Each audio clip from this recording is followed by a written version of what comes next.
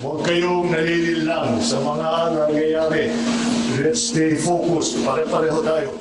We assure the Filipino people that even in times of crisis and without resources, we shall stand tall, strong, and resilient. Sang-ayon po ako sa hindi pagtuloy ng impeachment. There are many pressing problems in our country that need to be addressed. Mga kabayan, lalong naging mainit ang isyu sa politika kaugnay sa impeachment complaint o planong pagpapatalsik sa pwesto dito kay Vice President Inday Sara Duterte Carpio. Kung matatandaan, sinabi ni Pangulong Bongbong Marcos Jr. na walang maidudulot sa buhay ng bawat Pilipino ang planong pagpapatalsik kay Vice President Inday Sara Duterte, kaya aniya ay hindi ito importante sa kanya at dapat ay mag-focus na lang sa mga problema ng bayan. Well, it was actually private communication, but nalik na, yes. Because that's really my opinion. This is not important. This does not make any difference to even one single Filipino life. What will happen to if somebody files an impeachment? It will tie down the House, it will tie down the Senate, it will just take up all the time, and for what? For nothing.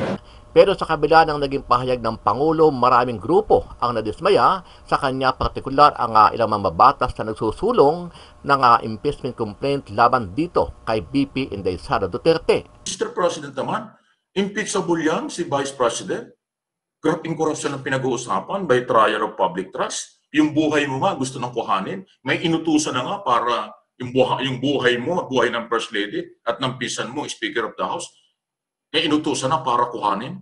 Tapos ngayon, yung impeachment na karapatan ng taong bayan, yan ay pasok sa impeachment, ground for impeachment. Tapos sasabihin mo, Mr. President, ayaw ko ng impeachment. Kahapon ay nanawagan si Pangulong Bongbong Marcos Jr. sa Armed Forces of the Philippines na manatiling nakapokus sa trabaho at huwag papaapekto sa ingay politika. Ito ay sa kabila ng pag-uudyok ni dating Pangulong Duterte sa mga sundalo at retired generals na bantayan ang kilos ng Pangulo at maging alerto sa posibleng mangyayari sakaling magkaroon ng matinding political crisis sa bansa. Huwag kayong nalililang sa mga nangyayari. Let's stay focused. Pare-pareho tayo. Ako, ganun lang kanilang isip. Pagka maraming maingay na nangyayari, iniisip ko lagi, ano ba talaga trabaho ko? Trabaho ko ba yung makipag-away dyan? Trabaho ko ba makapag-debate dyan sa mga tulang mo ng kwentang bagay? Hindi. Ang trabaho ko, pagandahin ang Pilipinas. Samantala, suportado naman ni Senate President Chis Escudero ang pahayag ni PBBM na ihinto ang planong pagpapatalsik kay Vice President Inday Sara Duterte.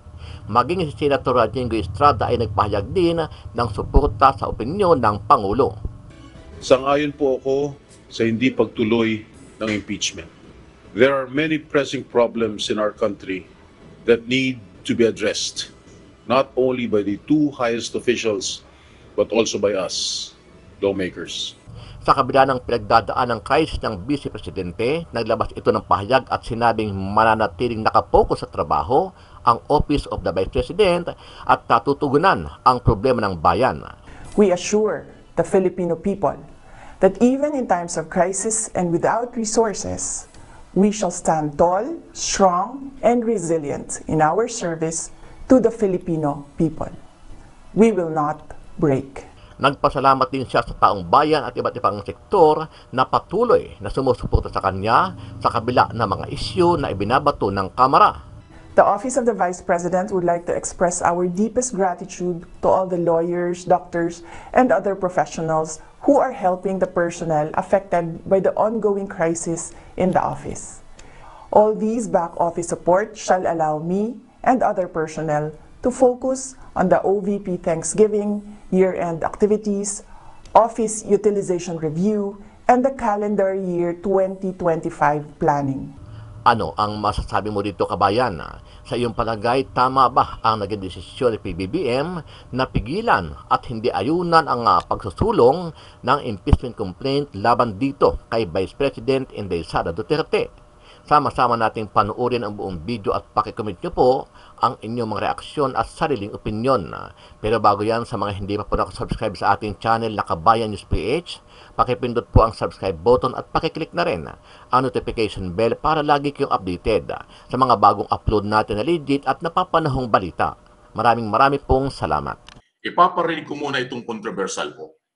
Kasi nga po, nag-viral, pumutok sa social media, sa media, yung text message daw, text message, na sinasabing ayaw ni Pangulong Marcos ng impeachment against Sara Duterte. At wala daw mangyayari, sayang oras. Marami siya sinabing negative doon. So dahil lumabas nga po sa social media, kahapon, napilitan na siyang aminin at sabi niya kanyang opinion. Pero alam niyo, presidente po ito eh. Presidente po ito na dapat nagiging maingat sa mga sinasabi. Dapat iniingatan ng mga nakapaligid sa kanya. Dapat hindi ginagamit ang mga issue, lalo na ho kung ito ay private communication. Private conversation. Napakahalaga po yan. Privacy, national security. Ito, pakinggan po ninyo bago natin mas ipaliwanag para magkaintindihan tayo. Ayan na, ito yung interview kahapon dyan sa controversial na issue. Okay? Ito yung sagot niya. Good morning. Good morning. Sir, there was a text message circulating on social media yesterday saying Yan, that RTBN pa yan. President Sara Duterte in the larger scheme of things as an importance of both violent impeachment only. Sabi galing daw po sa inyo yun. Can you confirm that, sir, with your effort in your Well, it was actually private communication, but nalik na, yes. Because that's really my opinion. This is not important. This does not make any difference to even one single Filipino life. So why waste time on it? What will happen to if somebody files an impeachment? It will tie down the House, it will tie down the Senate, it will just take up our time, and for what? For nothing. For nothing. None of this will help improve a single Filipino life. As far as I'm concerned, it's a storm in a teacup. Sir, have you reached the point of no return recently, Sara? Ayan. Never say never. Ayan. Okay? Nadinig nyo? Salamat sa RTBM kasi Radio TV Malacanang po ang nagko-cover sa madalas sa mga official travel at press conference, ambos interview kay Pangulong Marcos. Ito na yung pag-usapan natin. Kaya ngayon title natin, Naku, may malaking problema si Pangulong Marcos. Bakit nangyari ito? Yan po yung ating topic. Kung bakit, ito yon. Ganito po yan. Kaya nga pumutok sa social media yung text message na sinasabi nga niya na hindi siya pabor dyan sa impeachment against Sara Duterte, Vice President ng bansa. Ngayon, ang sinabi ng Pangulo, by the way, para hindi kayo malito, lalo yung mga Marcos loyalists, Marcos supporters, silent majority, nire-respeto ko yung sinabi ng Pangulo. Ano sabi ng Pangulo? May opinion. Sa kanya daw opinion, hindi kailangan. Sayang daw oras, sayang panahon, ganun-ganon ang sabi sa impeachment. Yan ay kanyang sinabi. Pero ang kanyang malinaw na sinabi dyan, bago yung opinion, sabi niya, private communication. Pag sinabing private communication, hindi yan dapat nilalabas sa media. Hindi yan dapat ine-expose sa publiko. Kasi private communication. Una, privacy ng Pangulo, privacy ng isang tao. Pangulo man o hindi, ang merong private communication, irespeto mo yan. Huwag mong ilalabas yan hanggat walang go signal yung tao mismo na gumawa ng text message o yung pinanggalingan ng private conversation at private communication.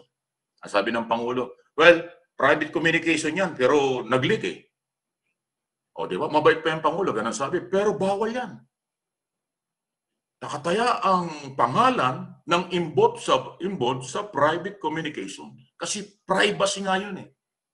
Hindi lahat ng pinag-uusapan at kausap at sinasabi ng isang Pangulo ng bansa ay dapat ma-expose sa publiko. Kasi nakataya dyan, national security ng bansa, security ng Pangulo at kredibilidad ng leader ng bansa o ng Pangulo ng bansa. Kaya nga private communication eh. Bakit mo ilalabas? Kahit sabihin pa sa iyo, O ilabas mo yan kasi yan ang sinabi. Kung walang approval coming from the President na siya mismo ang nag-text o siya mismo ang pinanggalingan ng private communication, hindi mo pwedeng ilabas. Kahit anak ka niya, kahit asawa ka niya, kahit anong relasyon. Ngayon, kung hindi ka naman o pangkaraniwang tao ka lang, mamamayan, reporter ka, vlogger ka, o kung ano man ang estado ng buhay mo, hindi mo kailangang i-expose yung private communication kung meron kang respeto sa pinanggalingan at gumawa ng communication na yan. Una yon. Pangalawa, kung alam mo ang threat sa national security yan, alam mong mapapahamak ang bansa, mapapahamak ang Pangulo, bakit mo gagawin yung i-expose yung private communication? Delikado po yun. Nakuha nyo? Alam mo, sa broadcast journalism, mass communication, ako po kasi, hindi ako nagkakaila. Going 37 years old na ako sa larangan ng broadcast business. Alam ko yung aking mga limitasyon. Pinangangalagaan ko yung privacy ng Pangulo, ng kahit sino, at yung private communication, napakahalagang pangalagaan yan. Kasi pinag-aralan niya sa journalism, pinag-aralan niya sa mass communication. Alam niyo sa mass communication at journalism, pinag-aaralan niya paano ka magtanong, paano mo gawin, paano ka kumuha ng balita, paano mo magkaroon ka ng desisyon kung anong gagawin mo bilang isang reporter, mamamahayag, o manunulat. Pero laging pinapalaala yan ng propeso o ng eskwelahan. Yung privacy, ire-respeto. Yung national security concern, na threat sa national security ng bansa, dapat papangalagaan. Kasi po, lahat tayo may kalayaan under ng democratic government, demokrasyang bansa. Pero may limitasyon pag nakataya ang seguridad ng bansa. Kaya po nakataya ang seguridad ng bansa dyan.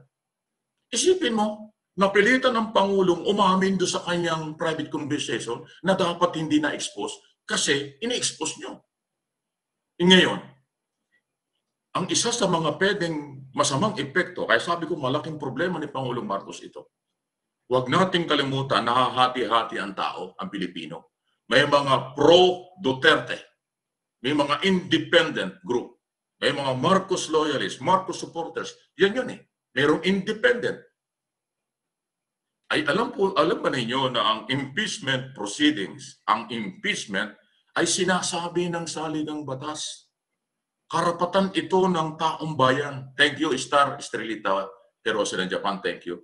Ang impeachment ay nasa konstitusyon at yan ang pinanghahawakan at karapatan ng bawat Pilipino na kapag mayroong impeachable official ng mamamayang Pilipino o na opisyal ng gobyerno na mayroong something, mayroong maaaring pang-aabuso, maaaring maling ginagawa at nakita ko na impeachable offense, ground for impeachment, karapatan ng taong bayan mag-file ng impeachment before Congress. Nasa saligang batas yun. Tapos ang sabi ng Pangulo, sayang lang ang oras, sayang ang panahon. Ayaw ko nitong impeachment sa aking opinion. Ang sama ng dating nun. Parang niyurakan, pinigilan ng Pangulo ang karapatan ng taong bayan. Kaya again, babalik ako, yun ang threat sa national security at yun ang privacy nakasira at sumira kay Pangulong Marcos kasi ini-expose, inilabas sa media, inilabas sa taong bayan ang private communication ng Pangulo. Nakuha niyo? Nakuha niyo? Sana nasusundan niyo. Marami pang paliwanag ito. Diba? Ito na ngayon. Yung kahit opinion, sabi ng Pangulo, ayaw niya ng impeachment. Okay? Ngayon, pumabor yan sa mga Duterte. Pumabor yan sa mga DDS.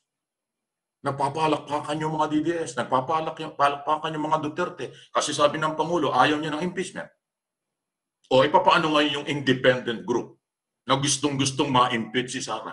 Actually, sa susunod na mga araw, may magpapail na. Magagalit yun. Dahil yung kailang karapatan, ayaw pala ng Pangulo. Ay sa saligang batas, may karapatan ng kahit sino mag-file. Nakuha nyo? At ito yung matindi. Paano ngayon? Hindi naman lahat ng Marcos loyalists, Marcos supporters, ay natutuwa kapag pinigilan ang impeachment. Alam ba ninyo, ang mga Marcos loyalists at Marcos supporters, yung iba dyan, nadismaya, nawala ng gana. Parang iba nga dyan, baka nagtampo pa kay Pangulong Marcos. Mr. President naman, impeachable yan si Vice President. Grabing korupsyon ang pinag-uusapan by trial of public trust. Yung buhay mo nga gusto nang kuhanin. May inutusan na nga para yung buhay mo at buhay ng First Lady at ng pisan mo, Speaker of the House, may inutusan na para kuhanin. Tapos ngayon, yung impeachment na karapatan ng taong bayan, yan ay pasok sa impeachment, ground for impeachment. Tapos sasabihin mo, Mr. President, ayaw ko ng impeachment. Sayang lang sa oras. Oh, natural may karapatan yung Marcos loyalists at anumang grupo na magtampo, magtanong, why, Mr. President? Bakit yung karapatan ng tao ay pinipigilan mo? Yun po yan. So again, nakasama, inuulit ko, sa akin pong personal analysis at opinion, napakasama ng dating, kaya problema ng Pangulo yung na-expose ang kanyang private communication. Kung sino ang naglabas nito, alam na ninyo kung sino. Pero ito yung aking opinion, kahit sino pa silang naglabas nito, hindi ako sang-ayon doon dahil ako may sariling paninindigan, may prinsipyo at nasa puso ko ang sinasabi ko. By the way, hindi po ako spokesman ng Malacanang, walang kinalaman, ulitin ko ang gobyerno o kahit sino, politiko, kahit ang Pangulo dito sa aking ginagawa. Ang aking pinagbabasihan dito yung aking kaalaman at ipinapaliwanag ko ang negatibo, positibo na nangyayari. Ang mahalaga yung seguridad ng buong Estado. Ang mahalaga yung seguridad ng 110 milyong Pilipino. Ang mahalaga yung kumpiyansa ng mga foreign investor at ng mga foreign tourists. Kasi pag nalaman ng mga foreign investor at foreign tourists na ang Pangulo ay may ganyan-ganyang galaw na walang katatagan, parang may magduda sila na hindi stable itong gobyerno ito, bakit sila mamumuhunan dito? Bakit nila isusugal yung pera nila? Ay sarili nila yun. Natural, hahanap sila ng ibang bansa na mayroong matatag na liderato. Ay matatag na kredibilidad. Ganun po yun eh. Kaya sinasabi ko, kahit mga Marcos loyalists, pasensya na po kayo, baka hindi ko kayo pinangunahan. Pero feel ko, nararamdaman ko, may mga Marcos loyalists, Marcos supporters na dismaya. Ang tanong, bakit naman, Mr. President, pipigilan mo? Ay, ang tingin namin, dapat i-impeach yan si Sara. Yan ang sabi ng tao. Kasi, buhay mo, pinukukuha niya.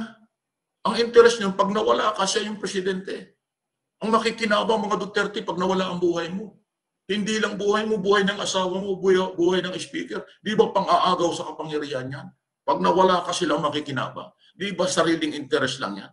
Tapos ngayon, ayaw mong i-impeach yung nagtangka sa buhay mo?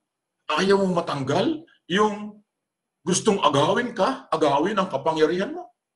Yun po yun, Mr. President. At yung pong mga nakapaligid, sana naman, grabe naman kayo. Pinapasweldo kayo ng taong bayan, sarap-sarap ng buhay nyo. May mga sasakyan kayo, galos rin allowance, lahat ng gusto nyong gawin, magagawa nyo dahil pera ng bayan ang hawak nyo. Dapat magtrabaho naman kayo. Huwag nyong ilagay sa alanganin ang kalagayan ng ating Pangulo. Kawawa si Mr. President dito. Again, mula sa aking sa puso ko, sa aking paninindigan, hindi ako kakampi nila, ibig sabihin, wala silang kinalaman sa aking mga ginagawa, pero ito'y pure malasakit lang, kasi ang gusto ko eh. Kaya hindi ako sumasama sa kahit anong grupo at saka sa kanila. Gusto ko volunteer ako para anytime, ano man ang gusto kong sabihin, kaya kong sabihin at kaya kong ipaliwanag. Kasi kung ako ay hawak nila o ako ay kontrol nila, itong mga sinasabi kong ito, hindi ko pwede sabihin. Magtatampo sila sa akin. Pero ngayon, malaya ako makapagsabi nito kasi hindi nila ako pwedeng kontrolin. Wala akong obligasyon sa kanila. Hindi nila ako pwedeng i-pressure, hindi nila ako pwedeng gipitin. Kasi wala akong obligasyon. Aking sinasabing ito, paninindigan, pagmamahal sa bayan, sa bansa, at sa ating Pangulo. Kasi ito sinasabi ko, ang pagsasabi ng totoo ay tunay na pagmamahal. Mr. President at mga nakapaligid sa kanya. Pag minali nyo ako rito, mababaw kayo. Tandaan yan.